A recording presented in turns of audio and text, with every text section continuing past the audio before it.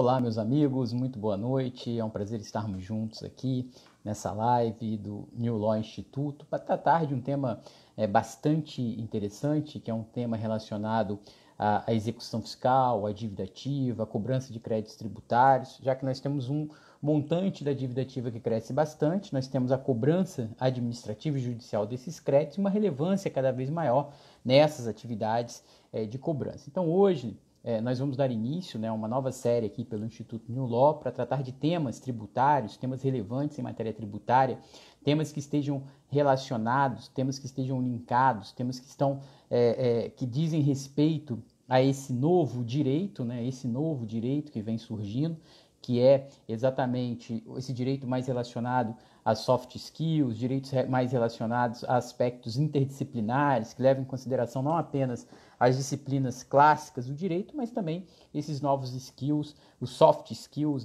também novos conceitos que são imprescindíveis para o profissional do futuro. Então, hoje, eu vou receber aqui o professor João Grognier conosco, vai entrar conosco ao vivo para falar um pouquinho sobre essas novidades que vêm surgindo, sobre a relevância que essas novidades têm. Então, João já entrou aqui. João, seja muito bem-vindo, muito legal ter você aqui nessa gravação, nessa live, ao vivo aqui nesse momento, nessa live do Instituto New Law. E depois também vai ficar disponível aqui às 24 horas pelo Stories do New Law no Instagram, depois provavelmente nosso IGTV do Instagram e também no YouTube, se você autorizar, já haja vista a relevância do tema e as pessoas sempre interessadas, Então eu queria, meu nome é Érico Teixeira, para quem não me conhece, acredito que a maioria que já me conheça, sou professor de Direito Tributário, sempre trabalhei com Direito Tributário, fui estagiário da Procuradoria da Fazenda Nacional, advoguei, fui procurador federal e hoje sou juiz federal aqui no Rio de Janeiro numa vara de execução fiscal, na seção judiciária do Rio de Janeiro. E o João Grognier, procurador da Fazenda Nacional, atualmente coordena essa parte de cobrança, de gestão dos créditos, até a qualificação dele foi uma qualificação bastante apropriada para falar sobre o tema. E eu quis falar sobre esse tema, João, porque é um tema que me encanta muito, porque quando a gente analisa os números do judiciário, os números da cobrança, os números da dívida ativa, são números estratosféricos. Então eu queria que você se apresentasse, público, dissesse o seu trabalho atual como coordenador na Procuradoria da Fazenda Nacional e fizesse essa primeira apresentação para depois a gente começar a bater uma bola e tratar dos temas que nós nos propusemos a tratar aqui. Primeiro, eu já agradeço a sua presença aqui, você ter aceito o convite. Com certeza, essa live, depois o vídeo, terá muito acesso, muitas pessoas interessadas, porque o tema chama bastante atenção. Então, se você pudesse apresentar, dar o seu boa noite para o pessoal, eu já te passo a palavra para não tomar mais tempo. Joia, boa noite, Érico. Você está me ouvindo e me vendo bem, cara? Só para me certificar. Bom, boa noite, meu amigo, viu? Eu agradeço também o convite, viu? Estou muito feliz de estar aqui com você. Já tivemos a oportunidade de estar juntos aí no Rio de Janeiro, na época em que eu passei por aí, e fiquei muito feliz com o convite, porque sei o quão o colega juiz federal se preocupa com as questões relacionadas com a execução fiscal, e, portanto, para mim, ter esse espaço aqui no Instituto New Law é fundamental, é interessante, eu estou à disposição de vocês sempre que acharem e entenderem necessário.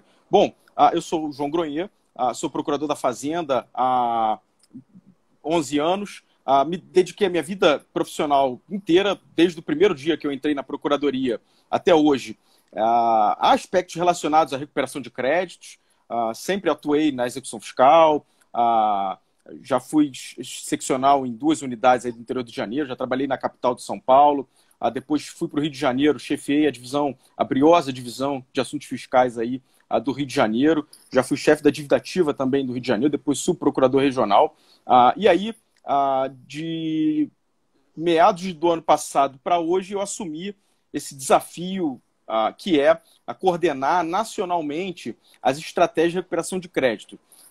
Para mim, obviamente, é um desafio por vários motivos.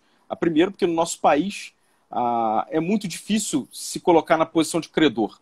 Não é fácil, aparentemente a gente acha que a Fazenda Pública tem uma série de prerrogativas e que, portanto, o dinheiro vem com pouco esforço ou sem esforço, mas a luta é, de fato, muito grande e eu espero aqui, nesse nosso debate, poder contribuir aí mais também com dúvidas e também aprender com vocês sobre esse tema que, olha, não tem limite. Acho que a gente vai poder aí sempre discutir. Recuperar créditos é sempre um desafio e, portanto, por mais que a nossa carteira ela seja, no Brasil, aí, comparado com outros países, mesmo países em desenvolvimento, ou então os países já desenvolvidos da OCDE, é de fato uma carteira que assusta. Não é algo que eu tenha visto paralelo no globo, mesmo convertendo a moeda aí para o euro ou para o dólar. A nossa carteira de 2,4 trilhões de reais é quase meio PIB do Brasil, um terço do PIB do Brasil. É algo que, de fato, impossível a gente não considerar o quão isso frustra o orçamento, porque, veja, a cobrança de crédito ela tem uma perspectiva, mas ela também serve para as políticas públicas. Mas agradeço aqui de público o convite e espero estar à altura aí, de você e do Instituto para colaborar nessa discussão. João, acho que eu que agradeço, né, por você ter aceito o convite. Acho que a gente pode começar contextualizando, né, um pouco os números.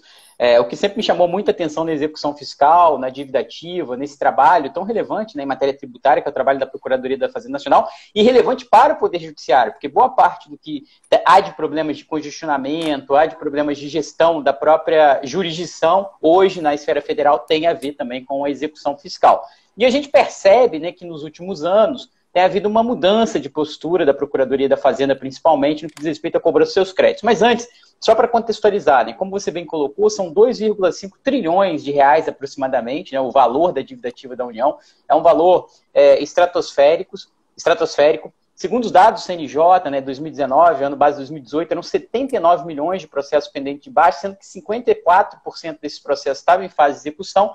E, no caso desses 54%, 73% eram execuções fiscais. Então, 39% dos casos pendentes, execuções fiscais, com taxa de congestionamento de 90%, 31 milhões totais de processos de execução fiscal, sendo 85% na Justiça Estadual, ou seja, 42% do acervo da Justiça Estadual era de execuções fiscais, né, de estados e municípios, e 15% desse acervo, representando 45% do acervo total da Justiça Federal. Então, esses dados são relevantes e acredito que esses números, tanto do valor tão elevado da dívida ativa, quanto do impacto que isso gera no âmbito da cobrança desses créditos, é que gerou esse movimento. Então, acho que a gente podia começar aqui, né, já que a gente quer tratar de novos direitos, novas modalidades, você contextualizando um pouquinho sobre alguns dados dessa carteira, né? Eu fiquei muito curioso, eu achei muito interessante, eu percebi essa mudança da Procuradoria da Fazenda numa palestra, num congresso sobre execução fiscal, há uns anos atrás, né, em que o procurador, salvo engano era o doutor Daniel, ele estava até colocando que se usa hoje cada vez mais alguns conceitos até do privados, né, de instituições privadas na cobrança. E um deles, estou lendo aqui, né, alguns dados sobre a carteira, né, que você colocou como algo que vale a pena mencionar, né? Então, eu queria que você falasse um pouquinho sobre esses números, sobre alguns dados dessa carteira de créditos da Procuradoria da Fazenda e a questão da conformidade, né, do devedor, que às vezes é um devedor que eventualmente deixou de pagar um tributo ou que pretende discutir, aquele que regularmente não paga, e agora a gente tem até a figura do devedor quanto mais. Então, acho que a gente pode começar tratando desses temas aí, se você se sentir à vontade. Não, perfeito, Érico. Olha, eu acho que qualquer tema que envolva dívida ativa, execução fiscal, atuação inovadora da Procuradoria precisa passar por essa contextualização. De fato, são 2,4 trilhões de reais. Se esse número não assustar, a gente está diante de 12 reformas da Previdência. Ou seja, aquilo que tanto conturbou nosso país aí no ano passado, que eu não sei se doravante a gente vai conseguir avançar, dada a instabilidade institucional, a gente está falando de algo 12 vezes maior do que isso. A gente está falando de 5 meses, 4 a 5 meses de trabalho duro de todo trabalhador do Brasil, ou seja, é um terço do PIB nacional, de tudo que se produz. Então, assim, é um número assustador. Agora, o susto não para aí, não para só na grandeza do número da nossa carteira, como você muito bem colocou, e acho que a gente vai ter a oportunidade de tratar aqui mais vezes, inclusive, com esses termos. Rating é um termo que vem do mercado privado, risco é uma coisa que também vem de lá. Agora, um outro número que eu acho também que é muito importante, na verdade, 2 números. O primeiro desses 2,4 trilhões de reais, cerca de 70% a 75%, a gente estimou, e mais para frente a gente pode até tratar e conversar melhor sobre essa questão do rating, a gente estimou que são créditos irrecuperáveis, ou de difícil recuperação, né? Ou seja, fazendo uma análise global do devedor, dos devedores e do próprio crédito, porque ela não só leva em consideração o devedor, como leva em consideração o crédito também. 2/3 dessa carteira são de créditos de difícil recuperação. O que isso significa? Que os métodos tradicionais de recuperação de crédito, aqueles que a gente está habituado ou estava habituado, não vão ser suficientes para colocar esse dinheiro, essa moeda, para dentro dos cofres da União. Esse é um primeiro número que assusta. E o segundo, que também é muito relevante, é que é o seguinte, desses 2,4 trilhões, cerca de 2/3 também pertencem a menos de 1% desses devedores. Ou seja, são 5 milhões de devedores no total. Desses 5 milhões, 20 mil, ou seja, uma minoria, uma ponta desses 5 milhões, deve a maioria dos créditos inscritos em dívida ativa da União. Isso precisa ser analisado sob uma perspectiva daquele que se pretende recuperar diferente. Ou seja, isso começou lá na década de 90, com os programas, que a gente chamou dos programas de grandes devedores da Procuradoria, iniciados lá na década de 90. Não podemos tratar, e eu acho que essa foi a primeira discretização dos devedores, né? Ou seja, vamos colocar os nossos devedores, nossos 5 milhões de devedores, vamos separar por faixa. Eu acho que a primeira iniciativa da Procuradoria foi essa. Olha, quem é grande e quem é pequeno? Grandes são aqueles que devem acima de 15 milhões de reais. Pequenos são os que devem abaixo de 15 milhões de reais. Pequenos e médios, obviamente. Os grandes são cerca de 20 mil e devem 2/3 da carteira. Precisam, obviamente, de um trabalho diferenciado. Agora, isso a gente percebeu ao longo do tempo que só essa separação, só essa forma de discretizar os devedores não foi suficiente. E aí a gente tem que avançar para outras formas de diferenciar. Muito bem, esses 20 mil devedores são também entre si iguais? E os outros 4,980 milhões de devedores? 4 milhões e 800 e uns quebrados. Ou seja, os outros 90 e tantos, 99, mais de 99%. Eles são iguais entre si? O que se precisa ser feito?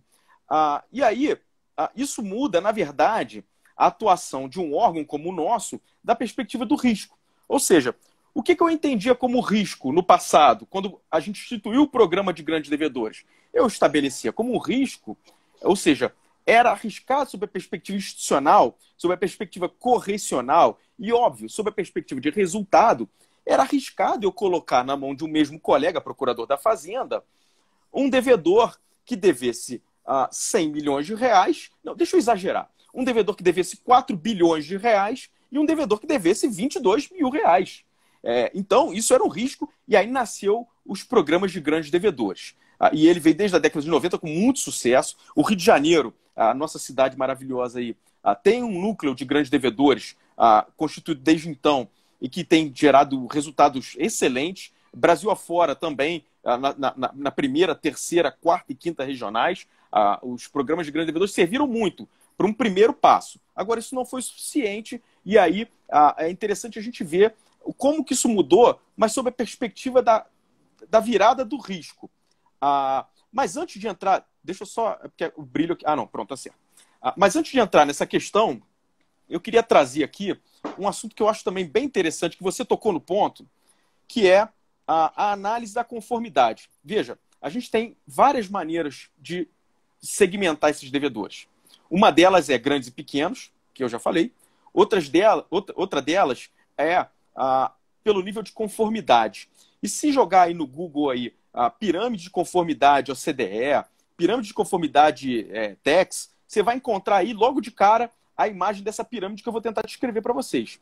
Ela, na base da pirâmide, é uma base larga, uma faixa consistente de devedores, que, na verdade, não são devedores, são contribuintes que não devem nada à Fazenda Pública. Ou seja, no Brasil, isso desmistifica muito do discurso. No Brasil, mais de 90% do total dos nossos devedores fica entre 90 e 92 e 93, tá? Cerca de 92 a 93% de todos os nossos contribuintes, eles não devem absolutamente nada. O que significa que a taxa de regularidade do povo do Brasil, ela é extraordinária. Muito bem. E compõe essa primeira faixa da base. O que a gente precisa, como administração tributária, fazer? Bom, facilitar. Eu preciso criar lá uma forma para ele emitir o DARF de uma maneira fácil. Eu preciso permitir com que ele faça um parcelamento fácil. Eu preciso simplificar as regras tributárias. Eu preciso criar lives como essa para explicar como as coisas funcionam, me dirigir ao contribuinte de uma maneira mais simples, explicar, receber, tratar bem o contribuinte, afinal de contas, o serviço público está a serviço do povo, não da instituição. Muito bem, acima dessa faixa, a gente tem outras dois tipos de contribuintes.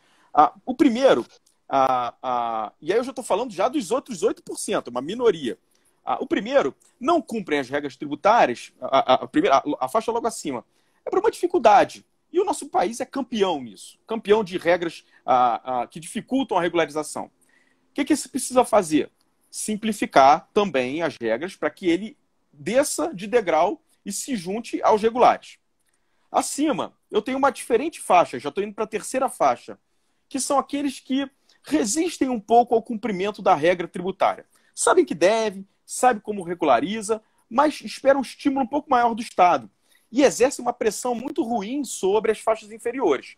E aí, qual é a atividade do Estado que precisa ser feita? Bom, a gente precisa, eventualmente, exercer uma cobrança administrativa leve, uma cobrança administrativa um pouco mais vigorosa, até que a gente chega à execução fiscal. Mas esse é o limite desse tipo de devedor. Veja, é um inadimplente, mas não é um inadimplente fraudulento. Tá? É aquele que joga a carrega debaixo do braço. Quando precisa de uma certidão, vai lá e paga, etc. É esse. Agora, a gente tem a ponta dessa pirâmide, Eric, e essa é uma da preocupação até do devedor, quanto mais. Essa ponta da pirâmide, que veja, ela é a minoria da minoria. Ela representa, dos nossos contribuintes, muito pouco. Esse contribuinte é o devedor quanto mais, que é o que está regulamentado lá no PL 1646. Ou melhor, está em trâmite no Congresso, na Câmara dos Deputados, o PL 1646, que pretende regulamentar e separar e delimitar o que é o devedor quanto mais. Esse devedor, ele não só, em linhas gerais, ele não só deve muito, como ele também praticou uma fraude associada. E aí, qual é a resposta do Estado para esse devedor? Esse devedor, Eric, eu tento simplificar da seguinte maneira: ele não merece nada menos do que toda a força do Estado. Minha, sua, do resto dos contribuintes, afinal de contas, ninguém duvida de que a sonegação fiscal vulnera a concorrência, vulnera o orçamento público. Então, para esse tipo de devedor, nada menos do que a força e o império do Estado, nada a menos do que isso é suficiente para combater. Então, veja, a gente já subiu um degrau. Eu disse que eu dividia eles em 2. Agora eu já dividi em 4, de uma maneira olhando para a conformidade. A gente tem uma série de outras formas de dividir, e isso vai orientar a nossa atuação. É bem bacana você colocar esses temas, né, João? Porque o que eu vejo, assim, academicamente, quando eu estudo o tema? Primeiro que o Brasil talvez peque um pouco na parte das chamadas sanções premiais, né, que é o fato de premiar a quem anda em conformidade. Muitas vezes, no Brasil, não vale a pena, entre aspas, você estar numa situação de irregularidade, né? E muitas vezes você tem situações, eventualmente, de anistia, e até tem a discussão de parcelamentos, né, que muitas vezes se levanta, anistias, benefícios concedidos, e muitos contribuintes, às vezes, até esperam esses benefícios. Eu, particularmente, aqui, adotando uma posição intermediária, academicamente falando, e falando em tese, eu nem sou contrário a parcelamentos, não. Eu acho que o Brasil tem um sistema hoje que ele chegou num ponto, e essa posição é muito minoritária, né? Mas é que o Brasil tem um sistema que chegou num ponto de ser um sistema que tem problemas e precisa ser melhorado, que acaba que o parcelamento representa uma forma de você permitir periodicamente situações de regularização. Mas, enfim, o tema é muito polêmico, eu também não quero fazer uma live dentro da live, né? Vamos dizer assim, porque, de maneira geral, eu sei que a posição da Procuradoria, dos auditores, das instituições são contrárias a esses números de parcelamentos, e, de fato, o Brasil teve muito parcelamento. Agora, a questão do devedor quanto mais, me parece que ela voltou muito à pauta com a decisão do Supremo Tribunal Federal no caso do ICMS, que o devedor do ICMS, que ainda que ele declare e não recolha o ICMS, se for aquele ICMS que foi repassado para terceiro, seria crime e tal. E o Supremo, nesse julgado, né, no recurso no habeas corpus 163334, vou até pegar um trechinho aqui, ele diz o seguinte: não é qualquer inadimplemento, há que se demonstrar o dolo, a vontade explícita e constumaz de não adimplir o fisco. Não adimplir com o fisco. Foi aqui um trecho do Dias Toffoli. Então, a tese que o Supremo aprovou, embora não tenha transitado em julgado, é uma tese que teria que haver um dolo, né, uma vontade de se apropriar, e também uma conduta quanto mais reiterada. Só que o projeto que está em andamento, ele fala em valores muito altos. E talvez, eu tenho dúvida se ele vai resolver todo o problema. E aí eu vou te colocar aqui o que eu penso sobre isso academicamente falando. Por quê? Porque o projeto fala em 15 milhões, né, como você colocou muito bem, que é um valor bastante alto. E esse caso que o Supremo julgou, só para que a gente tenha uma ideia de perspectiva de valores, embora fosse dívida estadual, foi um caso no estado de Santa Catarina, e segundo o procurador, o acusado seria um devedor quanto mais, que já constituiu 3 empresas e tem uma dívida histórica de mais de 700 mil reais. Então, assim, para a União, talvez esse valor fosse um valor muito baixo, né? Mas o que acontece? Existe também uma fraude estruturada e quanto mais, que afeta muitos estados e municípios que precisam de valores menores, que é aquela em que o contribuinte, até falando sobre isso, né, em que o contribuinte ele acaba desvirtuando um determinado mercado em que você tem um grande volume de operações, pequenas margens de lucros. Eu até botei aqui alguns itens. Uma carga tributária como fator decisivo no preço final do produto, a inadimplência acaba sendo um fator estrutural do modelo de negócio, ele dá uma aparência de legalidade formal, por quê? Porque ele cria empresas, ele cumpre as obrigações acessórias, ele cai naquilo que se chama na jurisprudência, entre aspas, de mera inadimplência, e também ele não se dissolve irregularmente. Então, muitas vezes, você vê situações em que o contribuinte tem uma intenção de fraudar a lei e a jurisprudência do STF e do STJ usando essa lei e jurisprudência. Ele constitui uma empresa, declara e não paga, porque ele já não vai pagar mesmo, e acaba desequilibrando o mercado. Aí você cai numa ausência de patrimônio, encerramento, muitas vezes, formal da atividade, porque ele pode, eventualmente, chegar, olha, eu não tenho condições de pagar, muitas vezes colocou laranjas também, enfim. São várias situações quando se estuda essa questão do devedor quanto mais. E aí, analisando algumas leis estaduais, a gente vê que a contumácia foi caracterizada também de uma forma muito, muito frágil. Porque, por exemplo, na lei da Bahia, fala que se o contribuinte estiver inadimplente com o recolhimento do ICMS declarado referente a 3 meses consecutivos ou alternados, ele já seria um devedor quanto mais. Com alternados, quer dizer, imagine que ele deixou 3 meses de pagar alternado, já seria um devedor quanto mais.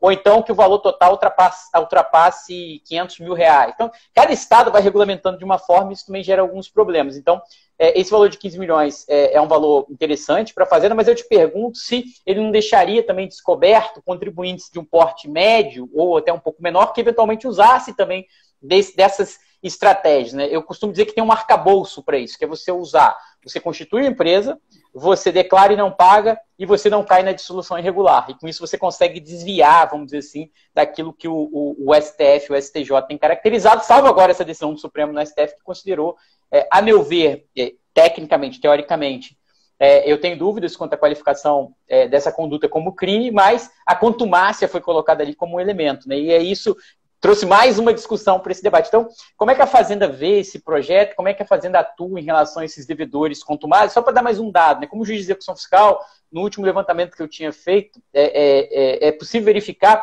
que é muito raro um contribuinte que responde... Muito raro, não.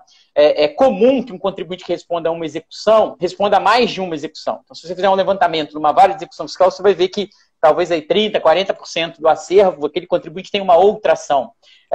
Tem casos de contribuinte, numa vara que eu estava atuando, tinha 50 execuções fiscais. Isso numa vara pequena, numa vara que tinha menos processo, que não era da capital. Então era comum que você tenha uma contumácia, ou porque ele já estava numa situação difícil, ou porque não está pagando, mas os valores em si talvez não alcancem os 15 milhões. Então como é que a Fazenda pretende trabalhar com esses casos?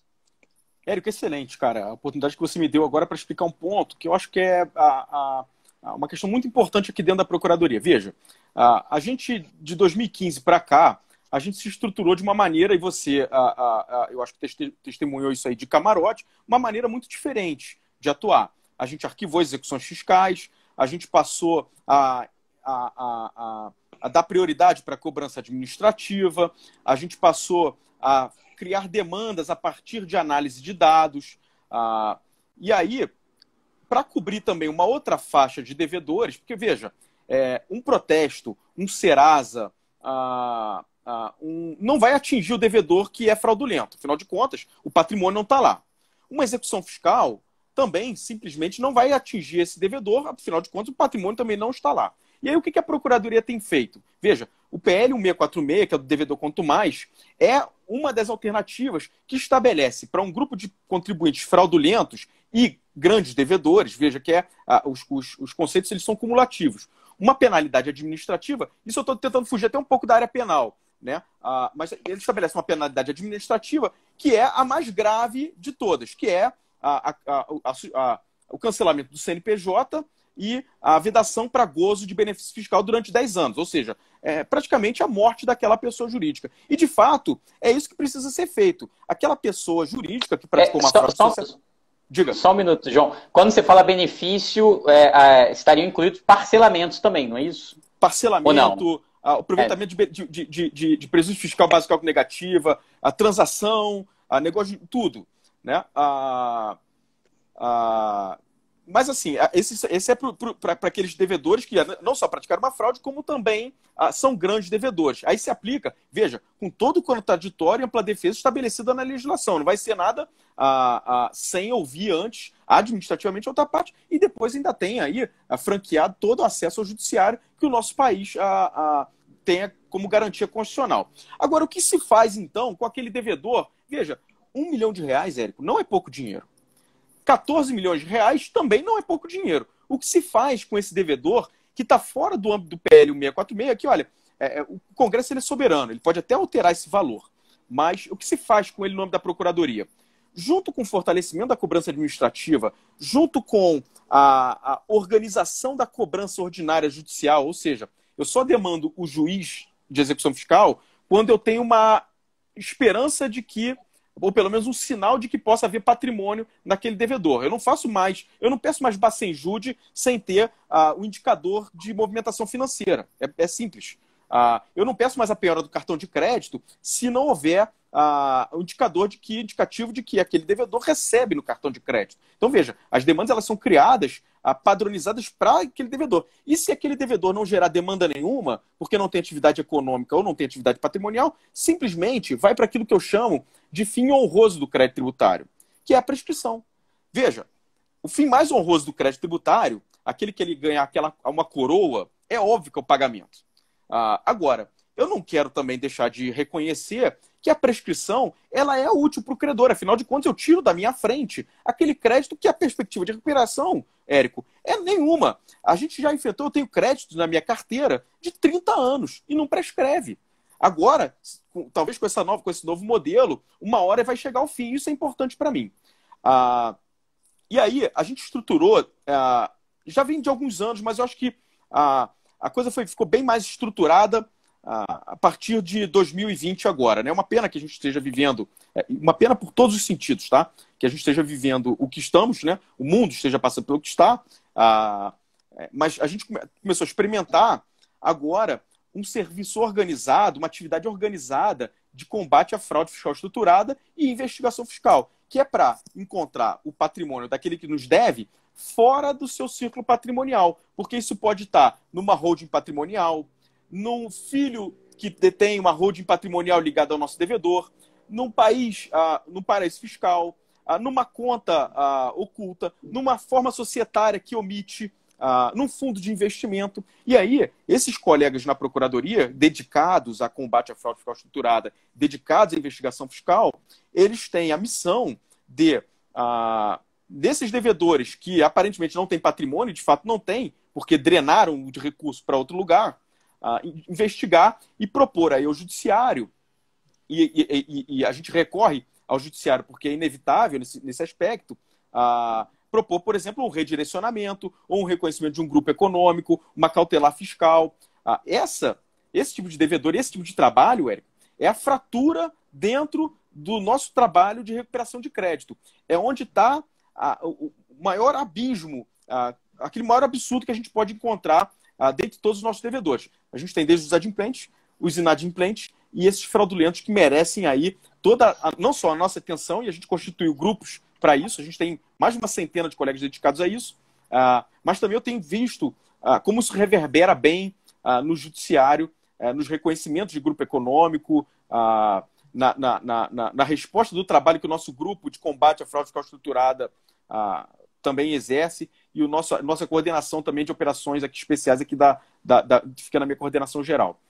Mas então, assim, acima de 15 milhões de reais, a gente tem, ou melhor, para todos os contribuintes fraudulentos, combate à fraude fiscal estruturada e investigação fiscal. Para os acima de 15 milhões de reais, caso aprovado o PL 646, a gente vai ter também as penalidades administrativas que eu citei, que são o cancelamento do CNPJ e a impossibilidade de gozo de qualquer benefício fiscal. João, eu como o juiz, né, que atua em vara de execução fiscal, eu percebo, né, eu percebi na prática, fazendo uma análise dos casos, a mudança, né, que vem acontecendo na postura dos procuradores da Procuradoria, o que é bom para a Procuradoria, é bom para o Judiciário, mas em última análise é bom principalmente, né, para quem tem que ser bom, que é o contribuinte, que é o cidadão, que é quem paga a conta. E é bom porque você, quando numa situação de muitos processos, que as coisas estão muito abarrotadas, em que você tem uma imensidão de execuções, muitas vezes aquele contribuinte também que quer se colocar numa situação de irregularidade ou quer discutir o crédito acaba prejudicado. Então, me parece muito mais interessante, tanto para a Fazenda quanto para o contribuinte, ter um espaço, vamos dizer assim, mais sadio para poder discutir esse crédito na via judicial. Mas aí, uma coisa interessante, né, do que você estava falando, que foi o rating da dívida, né? O último dado que eu tinha visto, os credores, os créditos qualificados por vocês como nível A, estava em torno de 10%, salvo engano, e a maioria eram créditos irrecuperáveis. E esses créditos recuperáveis, imagino que tomavam muito trabalho da Procuradoria, assim como tomavam também muito trabalho do Poder Judiciário. E a gente viu também, né, um tema que está muito na moda em todas as áreas, não só na matéria tributária e na execução fiscal, que é a questão da desjudicialização. Então, vem muito agora, né, a desjudicialização em todas as áreas, mas dentro dessa visão de que há um rating, há créditos recuperáveis e irrecuperáveis, há créditos em que não há o que se fazer no Poder Judiciário, a gente tem visto um movimento de desjudicialização como uma novidade aí do processo tributário e também um novo modelo de cobrança, né? Você poderia falar um pouquinho para a gente aí desse novo modelo, da desjudicialização, como é que vocês estão vendo esse tema? Perfeito, Érico. Olha, eu tinha falado no início que, na minha visão, essa parte da desjudicialização, ela vem muito no sentido de uma reanálise do risco que corre a instituição fazendo uma determinada atividade.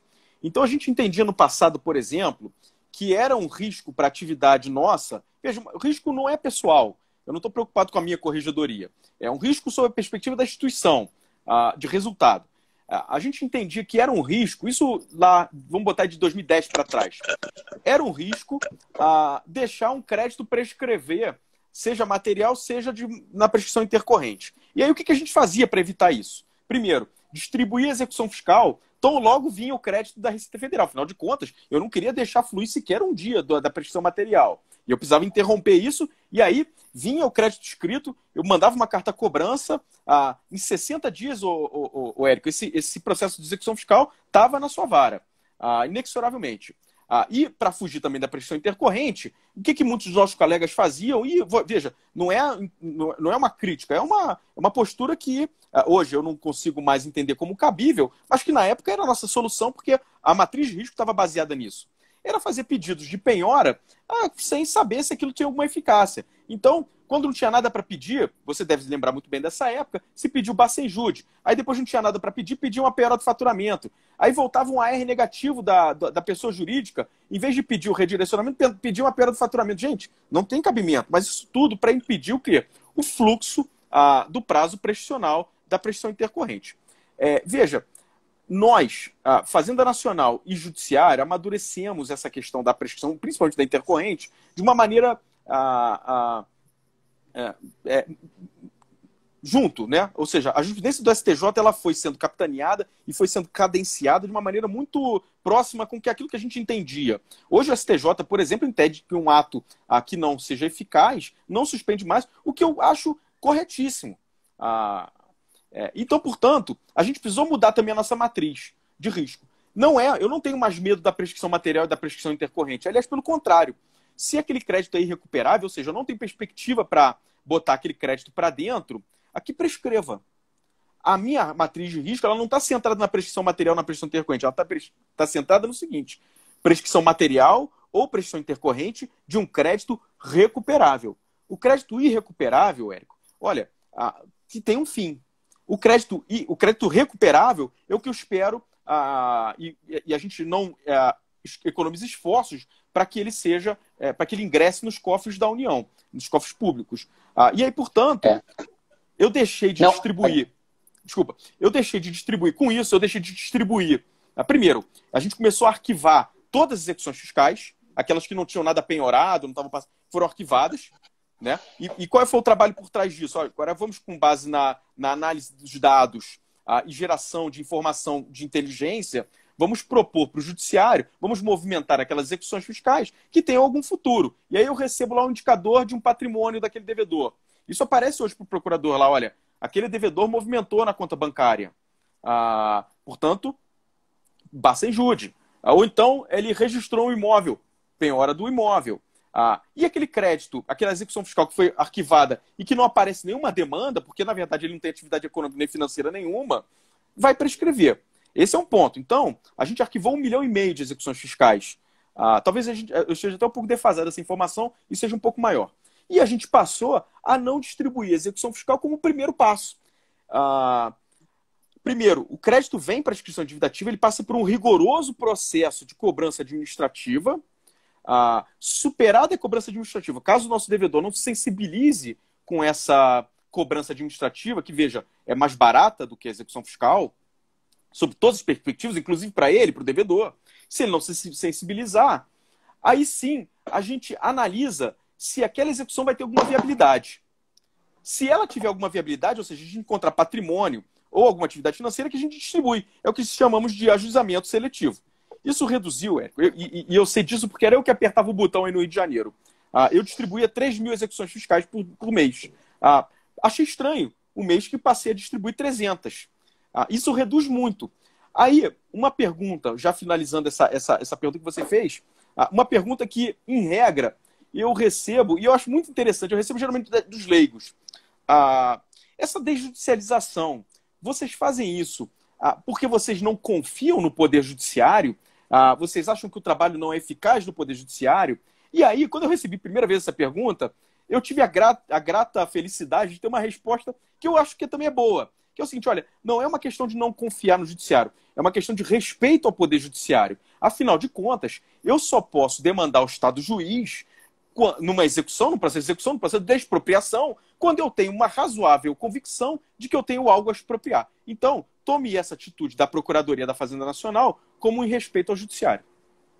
É muito interessante, João. Eu defendi uma dissertação de mestrado na UERJ em 2018, começo de 2018, e levantei vários dados estatísticos sobre execução fiscal. Posso compartilhar alguns com vocês. De 2012 a 2017, nenhuma das varas de execução fiscal do Rio de Janeiro, sejam as da capital, sejam as especializadas de São Gonçalo, São João de Meriti, teve mandados de citação, percentualmente falando, mais de 50% de êxito nos mandados de citação.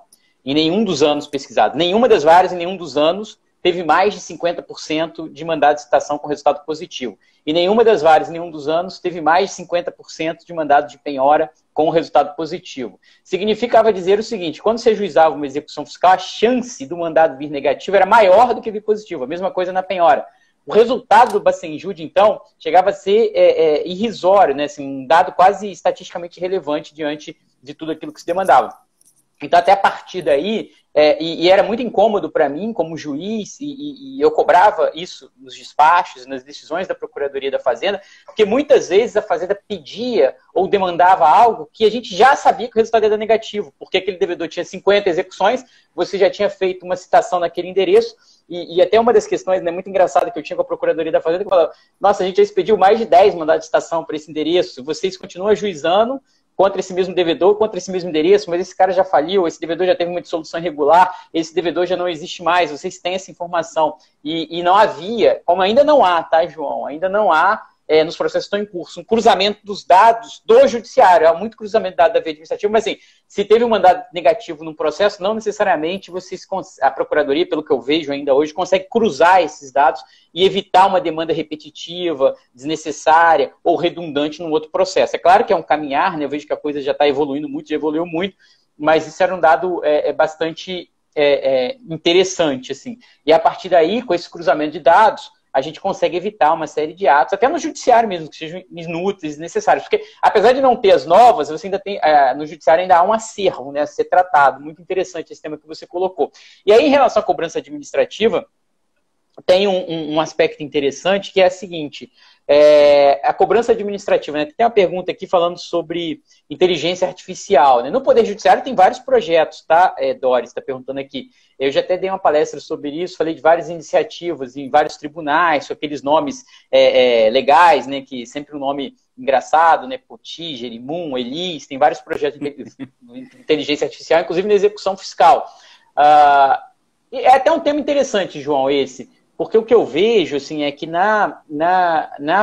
antigamente, né, uns 4, 5 anos atrás, existia uma desproporção muito grande no que diz respeito ao investimento em tecnologia e aos dados que a Receita Federal tinha em relação àqueles que a Procuradoria tinha. Hoje eu acho que isso já está mais nivelado, né? E como é que estão essas iniciativas aí? Acho que você pode falar um pouquinho sobre essa cobrança administrativa, sobre os trabalhos que você tem feito aí, sobre vocês têm feito da cobrança judicial orientada por dados. Vamos falar um pouquinho sobre dados, sobre inteligência artificial, projetos futuros. Como é que vocês estão trabalhando aí nesses dados, né? Excelente, Érico. Olha, é difícil falar sobre inteligência artificial e não criar uma expectativa muito grande em volta disso tudo, né? Porque as pessoas acham que a gente vai ser substituído por uma máquina que vai acabar fazendo, e aliás a proposta de inteligência artificial é justamente essa, né? Acabar com o ser humano e tornar a máquina, torná-la substituível, né? Eu tenho uma visão um pouco cética pelo seguinte, cara. Eu acho que a gente ainda está muito distante desse cenário. Muito distante porque a gente ainda não aproveitou toda a beleza que é o cruzamento de dados. Porque, veja, uma coisa é inteligência artificial, outra coisa é a gente se orientar por dados, fazer cruzamento de dados, Big Data. Isso a gente ainda está, cara, como se fosse uma refeição, a gente ainda está na metade do prato. Entendeu? Você vê, a gente não tem essas informações, esses dados do judiciário para poder cruzar com as nossas informações. Espero que a gente um dia possa conquistá-las também.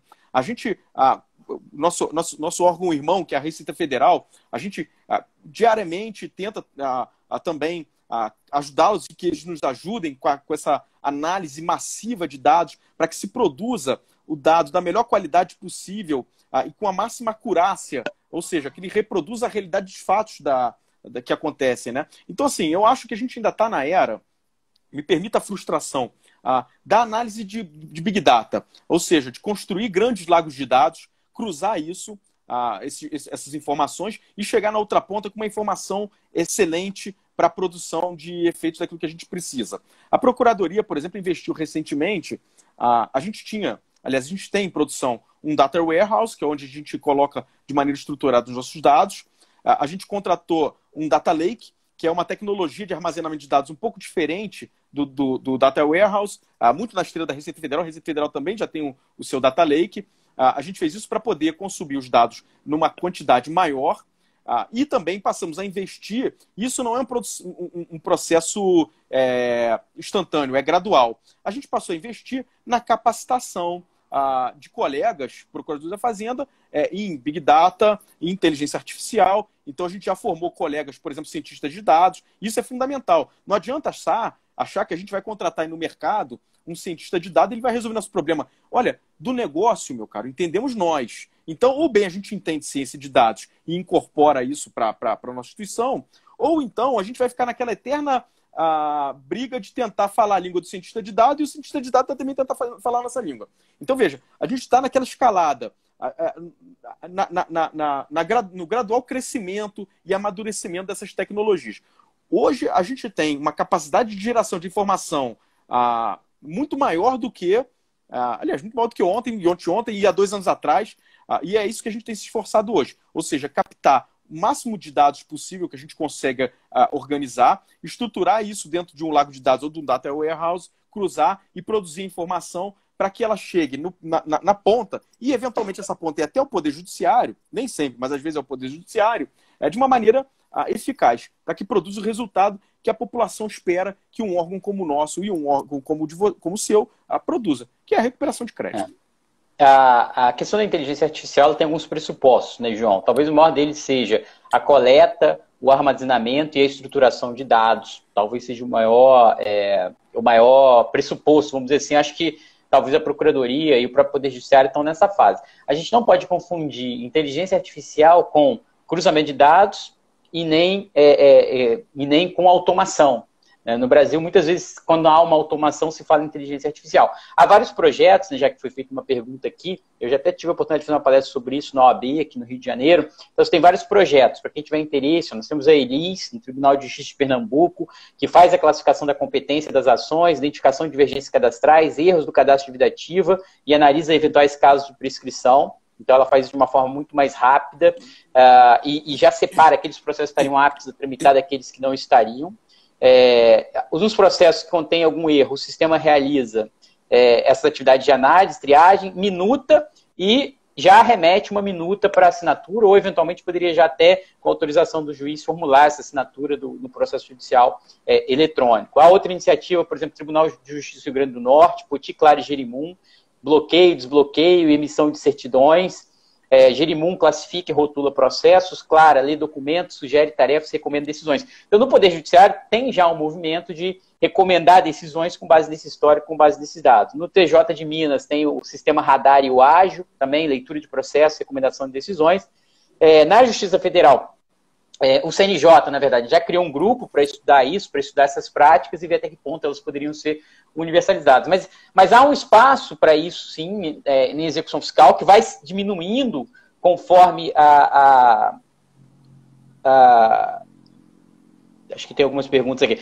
Que vai diminuindo conforme a Fazenda vai diminuindo o número de processos, mas em tese poderia haver um cruzamento de dados, sim, que permitisse verificar, por exemplo, que aquele devedor já responde a uma outra execução, que naquela outra execução o mandado de citação foi negativo, o mandado de penhora foi negativo, eventualmente cruzando os dados, poderia até, com inteligência, né, cruzando esses dados, formular uma decisão com base nas minutas já cadastradas, enfim. Mas a gente ainda está num caminhar nesse processo, né?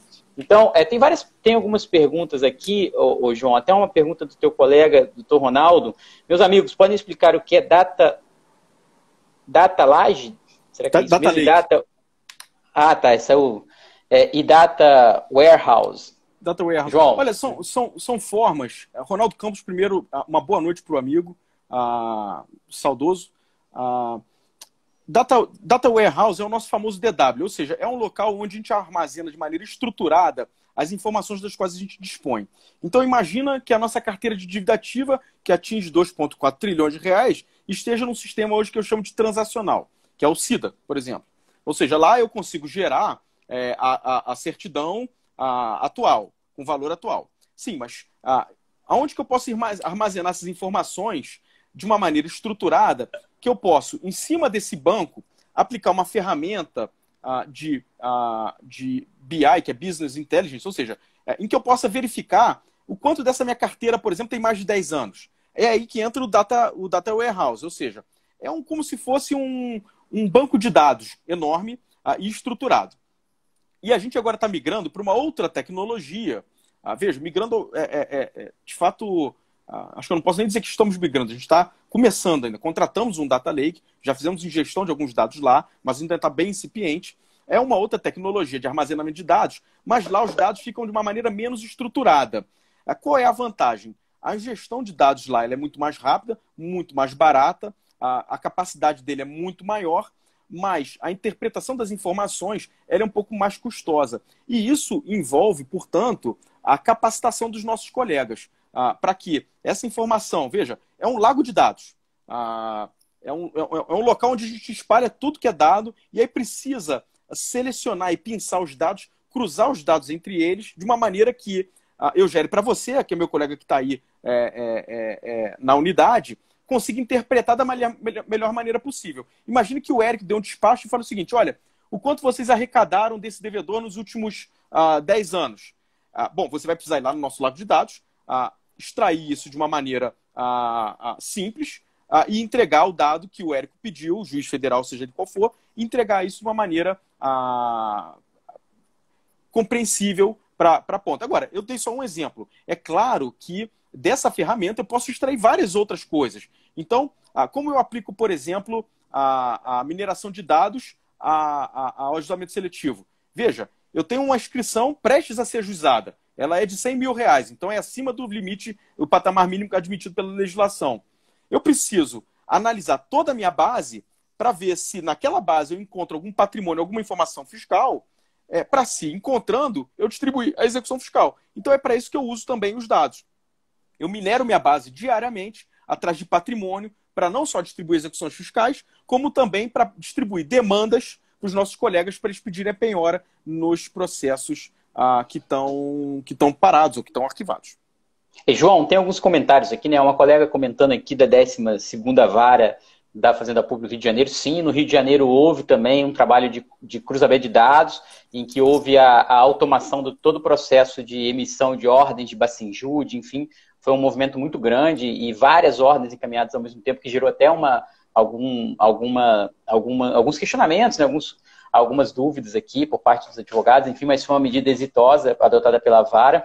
Tem uma pergunta aqui falando sobre a questão da averiguar a ocultação de patrimônio e também sobre troca de informações. Existe essa troca hoje entre as procuradorias e também como é que o uso da tecnologia tem sido usada para averiguar informações, enfim, tem vários comentários aqui, a gente não vai ter tempo de falar sobre todos, que o tempo passa muito rápido, quando a live tá boa, o tempo passa rápido, acaba rapidinho, né? Então, assim, aqui eu tenho alguns temas ainda que eu tinha notado, João, sobre cobrança administrativa, cobrança orientada por dados, né, como a gente estava falando, acho que você já falou bem sobre isso, investigação fiscal, que eu acho que tem a ver com esse novo modelo também, e análise de risco. Você poder dar uma pincelada em tantos temas que eu coloquei aqui, mas eu sei que você tem outros temas para falar, se você conseguir dar uma pincelada aí, eu acho que a gente ainda tem uns 10 minutinhos aí para falar sobre o que você achar relevante desses temas. Pronto. Eu vou aproveitar então essa questão que você falou da análise de risco, com uma pergunta que quem fez foi o Guilherme Teles, meu amigo também, sobre a questão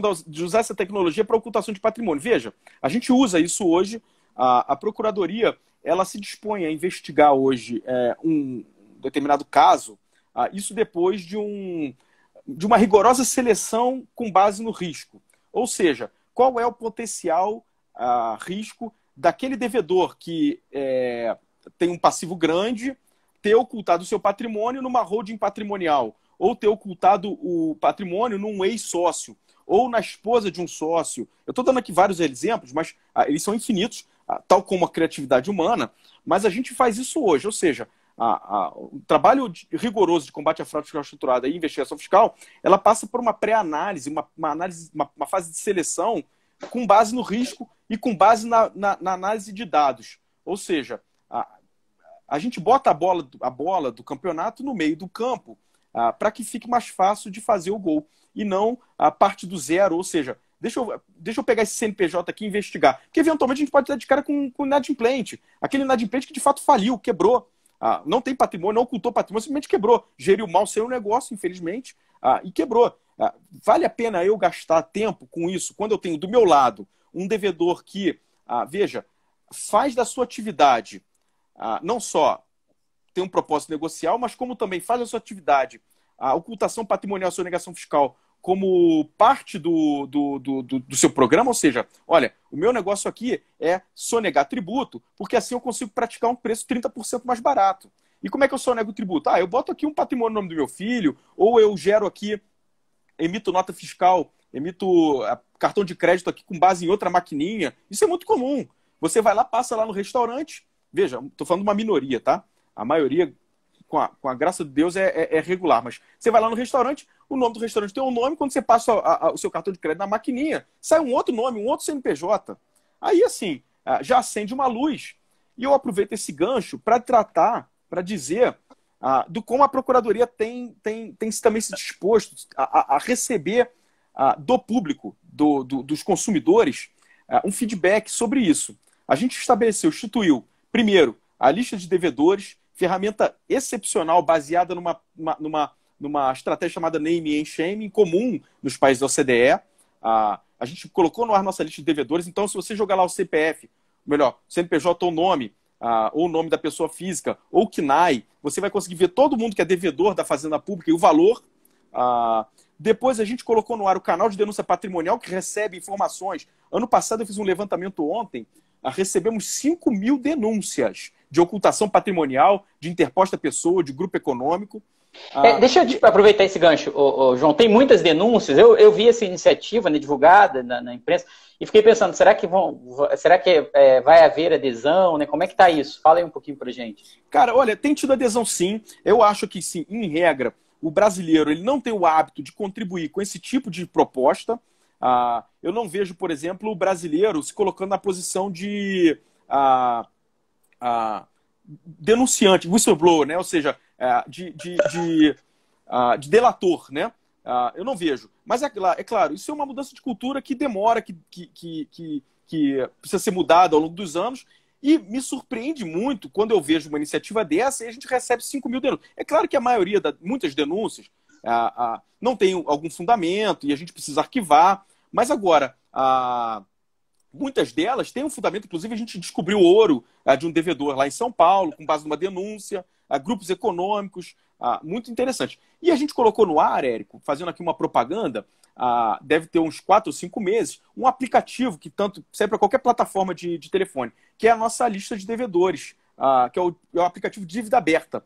Ali você não só consulta, não sei se você já teve a oportunidade de baixar, você consulta os devedores da União por CPF, CNPJ ou nome, o CNAE, mas ele também georreferencia. Então, digamos que você está na rua na rua da sua casa, ele vai dizer que você está na rua da sua casa, obviamente porque ele te georreferenciou, e vai dizer que devedores, pessoas jurídicas estão ali no seu entorno. Então você vai descobrir, às vezes, que o bar deve, que aquele restaurante deve, que aquela loja de roupa deve. Bem interessante, vale a pena depois conferir isso aí, porque é um instrumento de adesão social a essa política de combate à sonegação fiscal, à ocultação patrimonial e à fraude fiscal estruturada.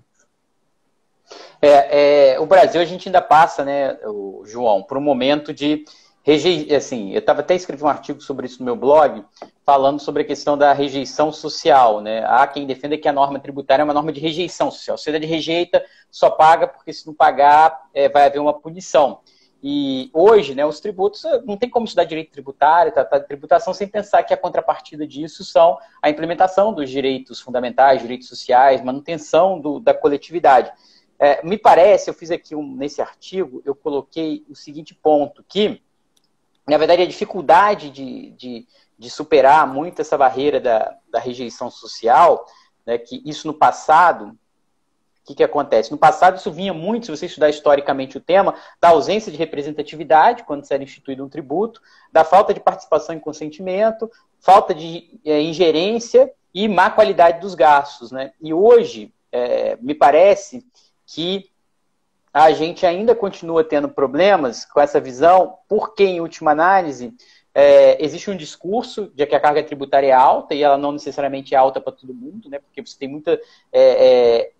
você tem uma distorção em alguns tributos no Brasil, má gestão dos recursos públicos, ausência de contrapartidas, a altura são argumentos ainda. Então, me parece que o Estado também precisa fazer essa parte. Gerir melhor, o Estado também precisa tratar melhor o contribuinte, mostrar que aquele dinheiro está sendo bem gasto para superar essa rejeição. E aí, queria que você colocasse uma grande preocupação que sempre surge, né, que me perguntam como juiz, uma preocupação em relação à desjudicialização, uma preocupação em relação a essa cobrança administrativa, eu prefiro o judiciário, porque no judiciário eu consigo ter mais abertura para discutir, para eventualmente ver revista minha posição, na procuradoria é mais difícil, enfim, como é que acho que a gente já pode... Eu já vou me despedindo aqui, deixo essa última pergunta e também para você fazer o encerramento, já agradecendo e já deixando um outro convite para uma live futura, mas eu queria que você colocasse isso, né? Como é que a Procuradoria tem tratado e como é que ela pretende tratar as alegações desse contribuinte para que esse contribuinte possa confiar, vamos dizer assim, nessa via administrativa e que lá não simplesmente ele vai ser, que não é só a cobrança em si, né? É a cobrança correta. Como é que você vê essa questão?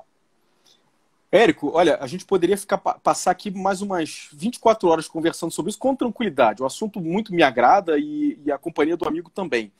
Mas olha, a Procuradoria, ela também, nessa mesma toada, ela tem, evitando erros do passado, válvulas que não existiam no passado, se disposto a cobrar com mais vigor, sim, em benefício do orçamento público, obviamente, e em benefício de uma concorrência, de um ambiente concorrencial saudável. Agora, a gente não pode também cair no erro de, por exemplo, numa cobrança administrativa ou num procedimento administrativo de reconhecimento de responsabilidade, se eximir da obrigação de conceder um amplo contraditório e a defesa para o contribuinte. Isso aí é claro. E aí, por exemplo, no ano de 2018, a gente regulamentou o pedido de revisão de débito inscrito, ou seja, pode-se dirigir o contribuinte à Procuradoria para pedir uma revisão. E olha, hoje eu sou testemunha de que eu vejo, pelo menos relacionada à prescrição, uma ampla capacidade da gente rever os nossos atos, rever onde erramos e, portanto, cancelar as inscrições. No procedimento de responsabilização administrativa, que é o PAR, também há uma ampla gama de contraditória e ampla defesa.